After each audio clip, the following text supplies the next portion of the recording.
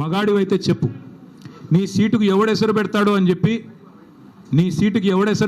చెప్పి, ఇవాళ deputy CM బట్టి విక్రమార్క, అదేవిధంగా రెవెన్యూ మంత్రి పొంగులేటి, అట్లాగే ఉత్తమ్ కుమార్ రెడ్డి ఇరిగేషన్ మంత్రి, వీళ్ళ ఫోన్లు నువ్వు ట్యాప్ చేయట్లేదా? ఈరోజు చెప్తావా? నీ మనవాడి మీద ఒట్టేసి చెప్తావా బయటకు వచ్చి నేను వీళ్ళ ఫోన్లు ట్యాప్ చేయట్లేదని? వీళ్ళ రాష్ట్రంలో వేలాది ఫోన్లు ట్యాప్ చేస్తున్నమాట వాస్తవం కాదా?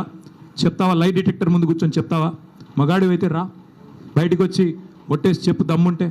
చేసేది దౌర్భాగ్య పనులు, గలీజ్ పనులు, మీదికెళ్ళి పెద్ద పెద్ద మాటలు. ఒక గల్లీ రౌడీలాగా ఢిల్లీకి పోయి సిల్లీ మాటలు మాట్లాడిన ముఖ్యమంత్రికి నేను ఒకటే చెప్తా ఉన్నా, 50 సార్లు పోయావు ఢిల్లీకి దాదాపుగా, ఇంకోసారి అయిపోతే 50, హాఫ్ సెంచరీ, 50 పైసలు వచ్చినాయి నువ్వు 50 సార్లు పోతే.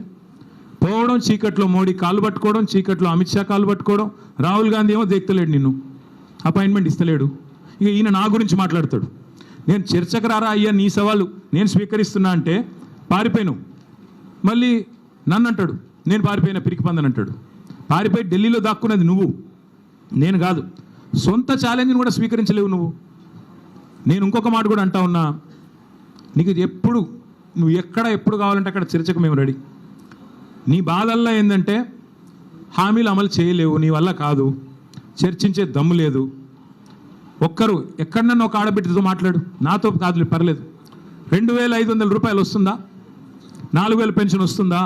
తులం బంగారం వస్తుందా? నువ్వే కదా డైలాగ్ కొడుతీవి. కేసీఆర్ ఉన్నప్పుడు కళ్యాణ లక్ష్మి పెళ్ళైన 2 నెలలకు వస్తుంది, నేను లగ్నపత్రిక పెట్టుకోగానే ఇస్తా అని చెప్తీవి కదా, ఎక్కడన్నా ఒక్కరికి వచ్చిందా? అందుకే ప్రజలకు కూడా నేను విజ్ఞప్తి చేస్తూ ఉన్నా, ఈ పనికిమాలిన వితండవాదాలు పట్టించుకోబాకండి.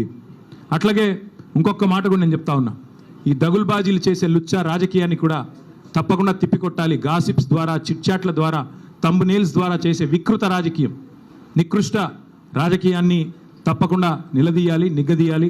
420 హామీలు ఏమైనాయని చెప్పి తప్పకుండా అవసరమైతే రానున్న రోజుల్లో గల్లాబట్టి అడిగే రోజులు కూడా వస్తాయి.